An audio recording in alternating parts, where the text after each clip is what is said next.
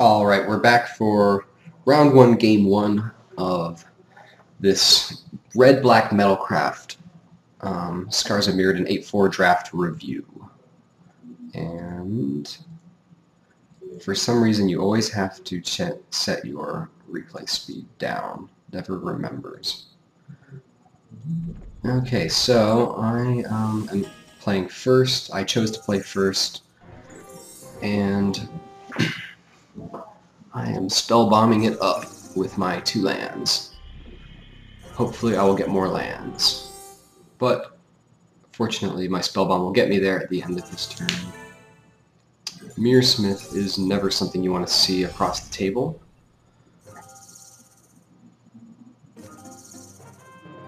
I figure I'll take a swamp because I'm more likely to draw mountains, and I already have a double blackout, so I think that's fine.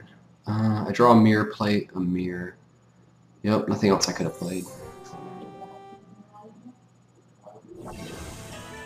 He starts the mirror train, which just sort of breaks my brain and makes me play slow.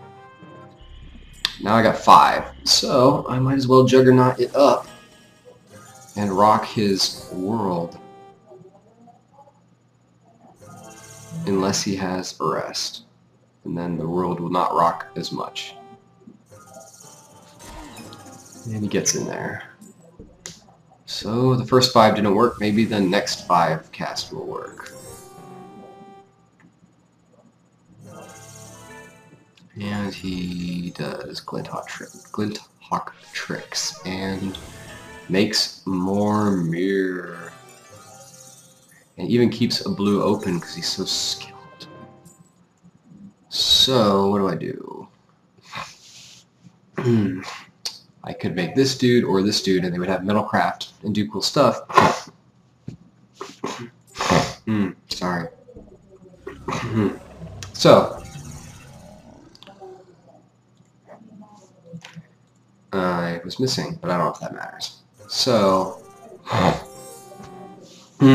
get in there for 4, and I mean other options. I was thinking. I was thinking of flying with him, and because I don't think he'd block. But I figured it'd be better to just lock down the ground, because I fly in with him, and then everybody freaking swings next time, and I take a bunch of damage, and it's not exactly a race I'm winning. 1, 2, 3, 4, 5, 6, 7 versus my flying plus 1, so 4. So I get the vampires out there. And he spends a ton of mana to make a clone shell. And he disappeared for like 10 minutes there. Which just kind of broke my concentration. And he hits me for 2. So I could come flying in with Blade Tribe, but it seems like getting rid of the mirror pronto is a decent idea. And I can do flying life staff dude, and now he can cover the ground, so it all kind of works. And then I get rid of mirror. I get rid of the mirror smith before she can summon more stuff and make more mirror. So I'm in a good position at this time. Until he does that. Oh my god. Yeah. Sunblast me to the moon. Thank you. Everything was all good until that happened. So now I can do cool interactions to get rid of arrest if I think that is the road to victory. I have enough artifacts where I could make him into a 5/5. So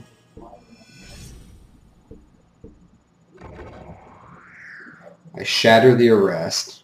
Obviously shattering this dude was a possibility.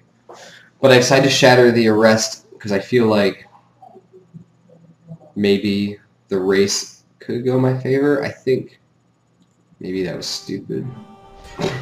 So I attack. He double blocks to kill my dude. reveals nothing, which is about the nicest thing that's happened to me so far. But then he brings the clone shell back, which gives him a crap ton of health, and gets in there for just a ton of damage. And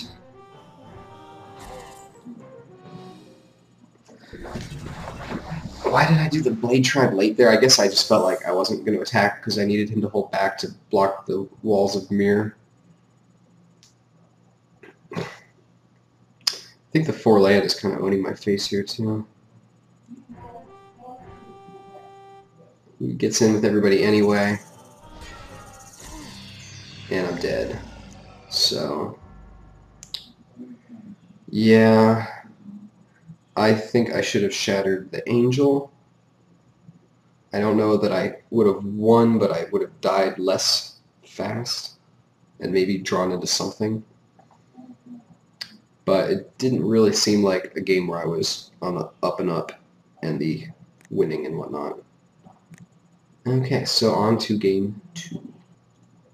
Okay, round 1, game 2. I chose to go last, and he keeps his hand. This doesn't look like a hand I would. Well, maybe I do keep this. This has got some powerful interactions. I do keep it. I keep the 1 land risky hand. I am a ninja. And I draw a land, thankfully. Yeah, it's a tough one when you're in a situation like that. Get out there with our friend Ember.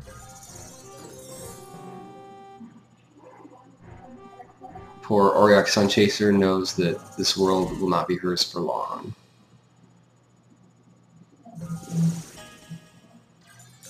Yup. And get out there with the mirror. Shoot the 1 health dude.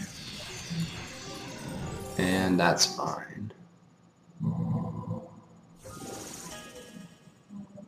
Makes a dude. Makes a mending dude.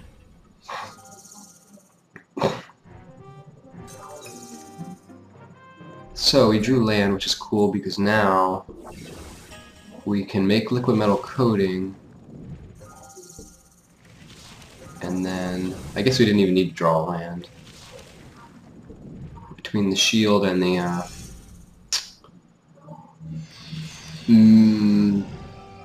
yeah, I guess the land is just a bonus because now we get sent for an extra damage, which is fine. He doesn't draw anything, which is nice. First swing like a good boy. Which was questionable because now I'm trading with Glinthawk. Which I was kind of surprised he did, because I would have thought he would want to race him, but maybe he's got a lot of 1 health stuff. I feel like Embersmith kind of did his thing by now, and everything else is so expensive that I'm really only going to miss this damage, probably. But I don't know how I feel about that. I was really kind of surprised that he would throw the Glinthawk away for the Embersmith. It just seems like Embersmith's period, he'd done his thing, so. Of course, we could not possibly ever use a Juggernaut against this guy. See, I mean, that guy's not a problem for Embersmith. I mean, Embersmith can't really threaten him that much. I'm not, how many times am I going to summon 2 cheap artifacts in 1 turn? So, I decide to do him before the Blade Tribe. I think there was a reason for it. I guess just to use the mana up efficiently. It also gives him a chance to swing, which is sweet, because he does. Now the Blade Tribe can, I guess, kill a mirror instead. Oh well. So what is the plan here? Kill that dude. And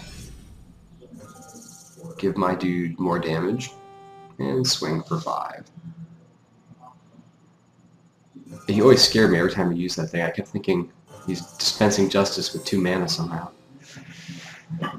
Yeah, I don't know. I guess holding the Blade Tribe back until the way is completely clear is smart. Because now the way is finally clear, and Blade Tribe can just run on in with all his friends. My guy gets a little bit buffed. He dispenses justice onto his Trigon, and everybody swings. No need to get the sensor out yet.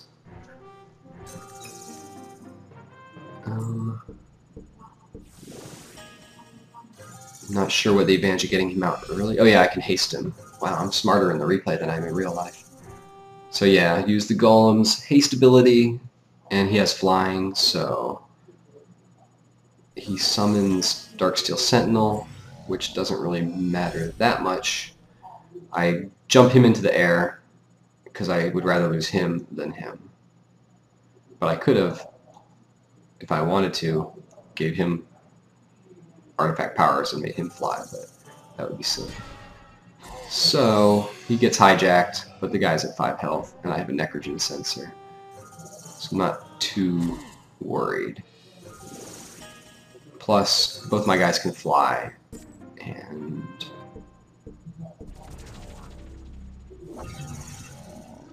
I give him flying with the liquid metal coating and artisan powers, and now I got a flying 6/6 and a 2/2. So I was proud of myself for actually using artisan properly for the first time. I think I'm finally starting to turn the corner on that card. Liquid metal coating plus artisan is pretty sweet. So on to the last game of round 1.